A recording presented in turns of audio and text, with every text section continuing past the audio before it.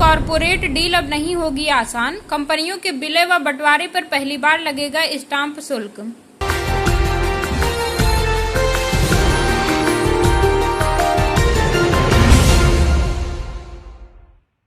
UP में अब corporate deal आसान नहीं होगी। सरकार कंपनियों के विलय व बंटवारे पर पहली बार स्टाम्प शुल्क तय करने जा रही है। कैबिनेट से मंजूरी मिलने के बाद नई व्यवस्था अधिसूचना की तारीख से लागू होगी। उत्तर प्रदेश सरकार कंपनियों के मर्जर और अन्य कॉरपोरेट पुनर्गठन संबंधी लेन देन को लेकर पहली बार स्पष्ट स्टाम्प शुल्क व्यवस्था लागू करने जा रही है। इसके लिए भारतीय स्टाम्प अधिनियम 1899 की धारा 210 और अनुसूची 1 खा के संबंधित प्रावधानों में संशोधन का प्रस्ताव तैयार किया गया है। प्रस्ताव को जल्द ही कैबिनेट के सामने रखा जाएगा। मंजूरी मिलने के बाद नई व्यवस्था अधिसूचना की तारीख से लागू होगी। रिकंस्ट्रक्शन, एग्जीबिशन और टेकओवर जैसे आधुनिक कॉरपोरेट लेन देन पर स्टाम्प शुल्क को लेकर स्पष्ट कानूनी व्यवस्था नहीं है।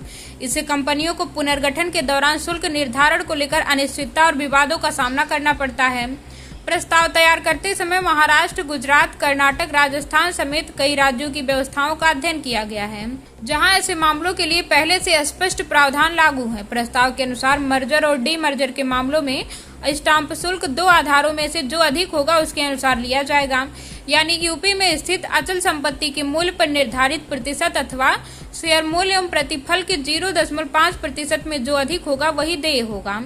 सरकार का मानना है कि इससे कॉरपोरेट लेन देन में कानूनी स्पष्टता आएगी, मुकदमेबाजी कम होगी और कारोबार करना आसान होगा। सरकार को उम्मीद है कि इस संशोधन से राज्य के राजस्व में सालाना करीब 1000 करोड़ रुपए की अतिरिक्त वृद्धि होगी।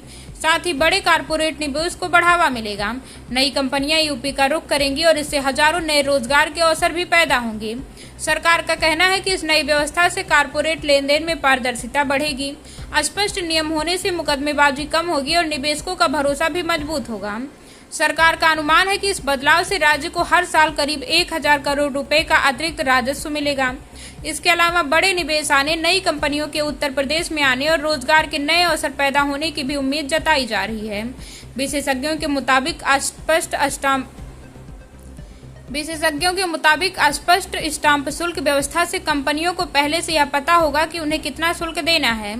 इससे कानूनी अनिश्चितता कम होगी। हालांकि जिन मामलों से पहले स्टाम्प शुल्क कम लगता था या स्पष्ट नहीं था, वहां नई व्यवस्था लागू होने के बाद कंपनियों की लागत बढ़ सकती है। इसलिए कुछ उद्योग जगत के प्रतिनिधि इस प्रस्ताव का विस्तृत अध्ययन करने की बात भी कह रहे हैं।